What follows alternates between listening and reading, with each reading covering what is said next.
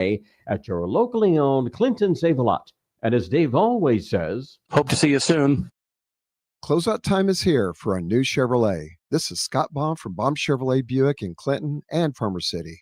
Yes, we have a good selection of 25 Silverados remaining in regular and crew cab models with gas or diesel engines. Some with utility beds and dual roof wheels. Also see our remaining Colorados, Trailblazers, even our full-size Suburban and Tahoes, all priced to move out. See our 25 inventory today at BaumChevyBuick.com, right from the start. MR Systems Wireless is your local internet provider for Clinton and surrounding area. They have the products you want and the local service you deserve. MR Systems Wireless Internet service for home or business includes unlimited data, unlimited streaming, and unlimited calling. Plans start at just $48 a month and get a free Roku 4 lease with our media packages. Get the speed you need with MR Systems Wireless. Call them at 935-2100. That's 935-2100 for MR Systems Wireless. At SIU Center for Family Medicine in Lincoln, our team makes it easy to get your flu shot and protect the people you care about most. Book your appointment now by clicking the SIU Family Medicine icon at DeWittDailyNews.com. DeWittDailyNews.com is the area's leading local news source 24 hours a day, 7 days a week. Get the latest local news, obituaries, police splatter, weather forecast, and more with no paywall. Head to DeWittDailyNews.com to get the local information you need to know. Your friend in Central Illinois. WHOW. Top of the morning. Thanks for being with us. I'm your host today, Seth Lawrence. The WHOW Morning Show streams to Facebook and YouTube, brought to you by Peterson Insurance, your Pekin Insurance agent in Clinton. My guest in studio this morning, Mr. Joe Witte, DeWitt County Board Chair, as we follow up the Thursday night DeWitt County Board meeting. Good morning, Mr. Witte. Good morning, Seth. Thanks for coming out and talking with us. And DeeDee Rentmeister, the county administrator, joins us as the fiscal year 26 budget went on file last night. Good to see you, DeeDee. How are you? I'm good. How are you? Doing good. Thanks, guys, for coming out. And I'll tell you what, let's start there with the budget. DeeDee, how are things shaping up right now? Well, I'm proud to say that we did, we're able to put a balanced budget on file. We did have an increase. We're looking at a proposed increase of a couple cents, about 5 cents total. That's due to Social Security. Mm-hmm. And that's in the EAV, correct? Our EAV went up. But, yeah. Just the cost of what budgeting and what we're needing for the Social Security, that we anticipate about a 2 cent increase over last year. Okay. In the levy, correct? In the levy. In the levy, yeah, sure. And then our liability, it went up about 3 cents. Okay. This year, a lot of that was due to what's required of us to have in place so that we do have cyber liability insurance. Okay. That's not cheap, and we've got to have it. You just have to have that. So yeah. And you were telling me before we got started, this is the first time the levy in DeWitt County has gone up in a while. It has. I meant to look at before I got here, but last year the actual levy rate came in at 68.5 cents. We thought it would be about 69. Came in a little bit lower, which isn't uncommon, but we haven't hit that 70 cent for quite a while, and this year it looks like we're probably going to be around 74 cents. Okay, gotcha. So when it comes to just keeping that number consistent, that's had to be a challenge, particularly the last 5 years with the way costs of almost everything have gone up. It has, and our biggest our general fund, corporate fund, that is the fund that really operates and pays almost every salary in the county. And that particular budget, we were able to keep that rate at 23 cents again. And this marks about the 5th year that we've been able to do that. We were still able to give raises. And a lot of that's contributed to the department heads. They're not spending the money if they don't need it. They're finding other resources, maybe to get some grants to come in to cover some costs. So I'm very proud of all the department heads in being able to keep that corporate rate at the same level. Yeah. So I think of talking over budgets with, say, like the school district, where you levy for certain funds within your budget. Is that how it works at the county level? It is. So that 74 cents that we're looking at, that's 13 different agencies, Mhm. maybe possibly. Mhm. So, we have the corporate fund. The corporate fund that funds, the state's attorney's office, the county clerk's office, the supervisor assessments, the sheriff's department. Mhm. Then the highway has, they have a highway fund. Mhm. They have a matching fund. They have a bridge fund. Mhm. All of those states, those weren't raised. Those levies weren't raised either. Mhm. But then we have the retirement fund. Mhm. You have your Social Security fund. Mhm. Mental health comes in with Sharon Mills being the director of the 708 Mental Health. Mhm. They did get a little increase this year, Mhm. but obviously those costs that they oversee Mhm. have gone up. But the extension service, they get monies from the 74 cents, the Friendship Center, Mhm. the Bi-County Health Department, and then you have, we have had to levy the last 2 years. It's $4,000, but for the TB fund. Yeah. We hadn't levied for that for over 20 years. What's the TB fund? Tuberculosis. Oh, okay. Mhm. Gotcha. There Gotcha. was, we hadn't levied any money for 20 years. Okay. Yeah. It's a very minimal amount, but Mhm. we were having to start to levy for that then. And then obviously your unemployment and liability. Yeah. Yeah. And I think, Mr. Witte, you can maybe speak to this, having walked into how this process works, is that, when you levy for these funds that she's talking about, that money has to go to those places. There's not a lot of flexibility in this budget, from what it sounds like. No, I mean, we do have contingencies, part of the corporate fund, that allows us a little bit of flexibility, but yeah, across the the retirement, the matching, things like that, you're not moving money around between those. Mhm. I guess one thing I would just add in, DeeDee's not going to toot her own horn here, but we had to do a lot of this for the first time without our accountant who usually assists with this, right? Yeah, Julie did help at the very end of Yeah. it, but a lot of it.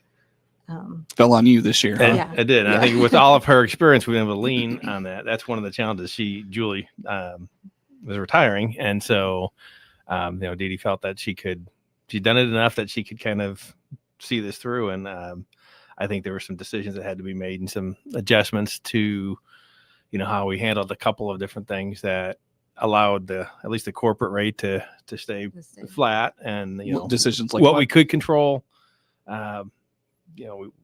We did a good job of maintaining those rates where they are. But yeah, there's some things, obviously, Social Security and liability, which is a lion's share of the increase, that you just we have to eat that. Mhm. And What kind of tough decisions came with this budget, Mr. Witte? well, we talked a little while back about the ambulance, for example, the ambulance service.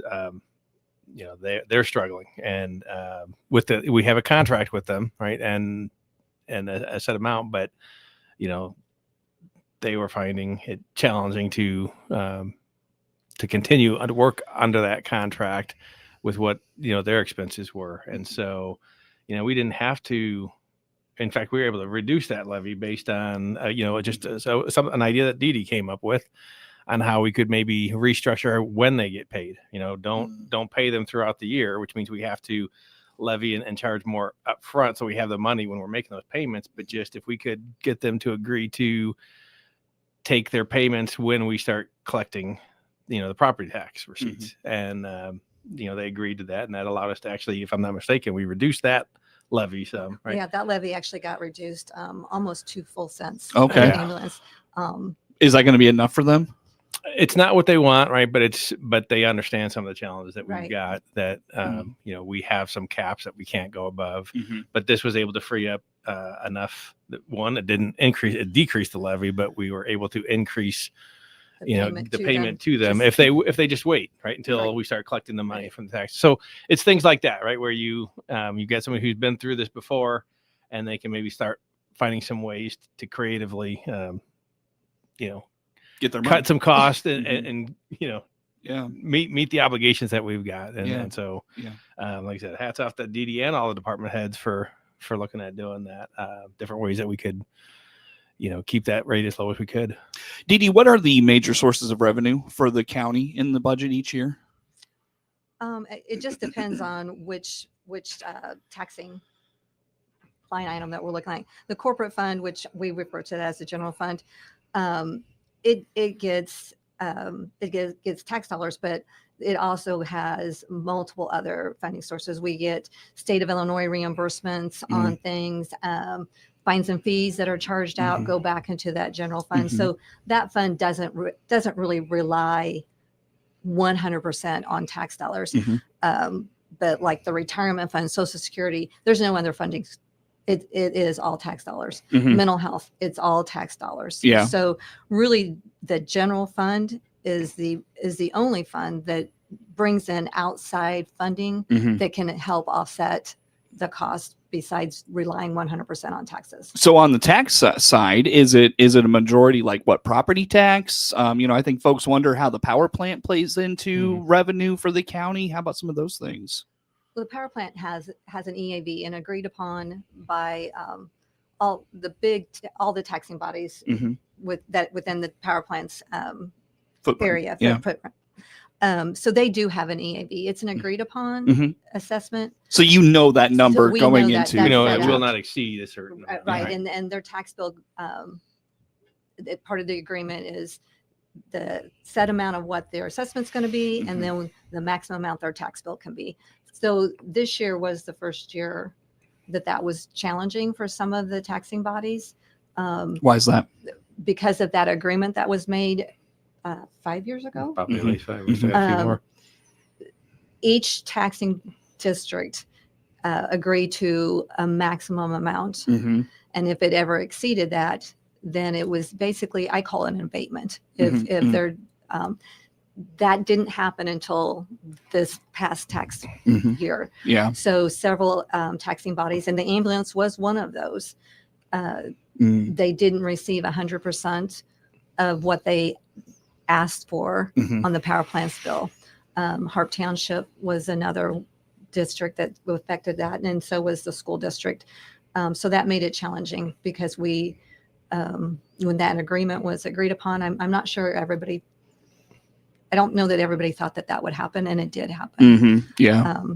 So that was another thing that when we're going and looking at the levy is, I want to make sure for the county side that we're able to actually be sure to get 100% of what our part is, but not go over, because then we're going to have to abate that. Right. Yeah. So yeah. It was a little challenging on that side this year that we hadn't had to face before. Yeah. So I know we've got power plant revenue. We've got revenue from obviously property taxes. I think of the landfill as a big contributor. Are those the three big players, or are there others? Well, I mean, everybody's assessment plays into that. Right. Whatever Sure. that is.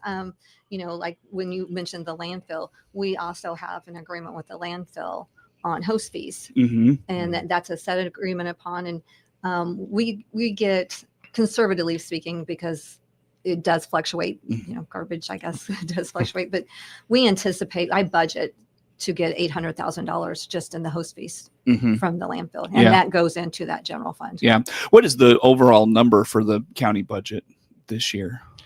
What is it? Is it not 10? Oh. I was at the very last page, is it? For all the funds. Yeah. And there's a lot of automation funds. $29,361,312. So a $29.3 million budget. Yep, for sure. Takes a long time to go through it, doesn't it, Mr. Witte? It does, and that's why you start back We in start July, June. I start in June. And like I said, we put this on file last night. It's the public's opportunity to look at it and weigh in. We still have a month to make any adjustments. Obviously, we think it's where we need it to be, but if something does come up in the next month that we need to tweak, we've got the month to do it. And then we would bring this forward next month for approval. Gotcha. Well, on that note, friends, let's break and come back with some more. Again, that is DeeDee Rentmeister, the county administrator, and Mr. Joe Witte is the DeWitt County Board chair. Our guests in studio. More to come with them as we follow up the Thursday night DeWitt County Board meeting.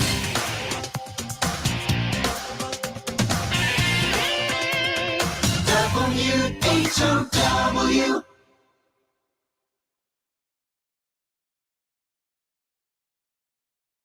30.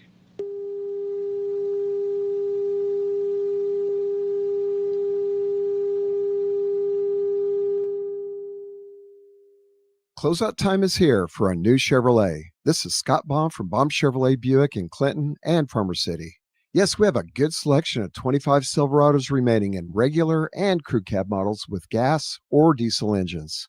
Some with utility beds and dual roof wheels. Also see our remaining Colorados, Trailblazers, even our full-size Suburban and Tahoes, all priced to move out. See our 25 inventory today at bombchevybuick.com, right from the start. Your friend in Central Illinois,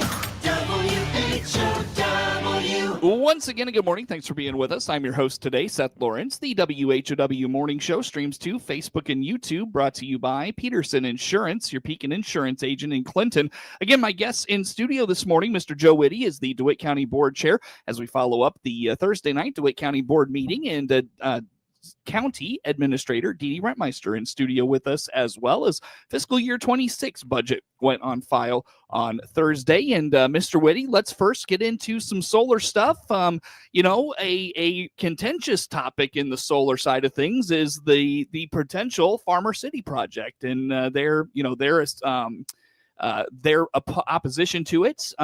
But again, kind of sometimes the county board's got its hands tied. Just give us an update there. Well, there's still no application for it's the Santa Ana solar project out there near Farmer City. We've had interaction with them where they are, having our zoning department take a look at their application kind of as a courtesy pre-review. Last month, we did get a road use agreement from them, and that was approved. Actually, it wasn't last month. I think they had that to us a couple months ago, but we approved it last night. Several months back, we got a letter of opposition from Farmer City. They were letting us know that they opposed the project. And last night they sent an updated letter that, basically reiterated that same position. They had some members of the community speak, including the mayor. And they let us know that, they thought that that solar farm, if they went forward, it could impede their future development in that area. So, there's no action for us to take at this time, right? We still don't have an application. If we do get an application, my thought is we will have to process that application. You can't just reject it sight unseen type of thing. Could we? It'd be probably more difficult to defend that if there was a lawsuit over it. I think we would. Is that what they want you to do? I don't. They want us to process the application if they submit one. No. The Farmer City folks do that. Oh, they didn't say they're stating their opposition. I think they would like us to not process anything related to that, but I don't know that we can. I don't know that we want to go down that path. We've got a judge that had ruled prior that we should be playing games with these, if there's an application that comes in, we've got to process them. So, and that was more towards building permits, but I don't want to put that on the zoning department. You have to make that call. If they get an application, it's not their job to reject it. It's their job to process that and send it on to the board, and then for the board to hear any evidence. So if they do come in with an application, I expect that we will process that, have to schedule a special meeting for it or a citing permit hearing, just like we did with the others.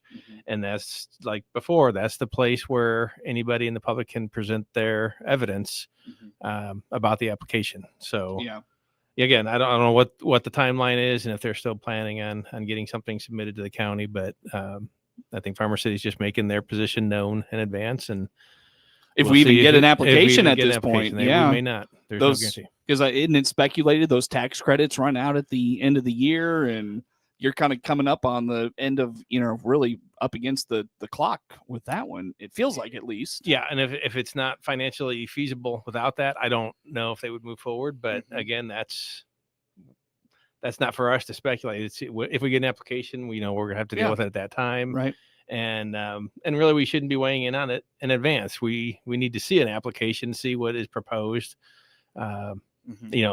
Granted, if it's within 1.5 miles of Farmer City and they feel that they have extra territorial jurisdiction, then, we'll deal with that argument at that time. But at this point, it's all, I wouldn't say speculation, but it's all Nothing's all in the works. official. Nothing's Yeah. official, so Yeah.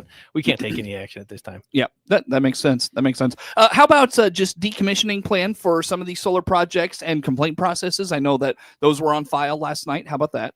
Yeah, part of the requirements in our zoning and ordinance is that, once they get a siting permit approval, before we start issuing building permits, there's a few items that they need to get taken care of.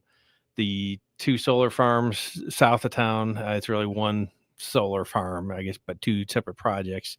The Madison Street and Revere Road solar applications. They're moving quickly. They have decommissioning plans. They're really almost identical for the 2. And they had their complaint plans, both things that are required per our ordinance, and they came in with those last night for approval. It's checking the box for those items that they need to basically have ready to go at the time when they come in with their building permit application. So they're moving quickly. We had the other 2 solar projects that were approved. They're not moving quite as quickly. So I would expect the same types of things, though, as they progress. We're going to see probably over the next several months, we're going to see movement on all 4 of those projects. Yeah. How many applications are we up to at this point? Well, we did 1 a couple years ago, and we've had 4 in the August-September timeframe. Okay. I say 4, but really 2 of them are almost really one project. They were just for and how they're tying into the grid. They had those as separate projects, but it's basically one parcel. Okay.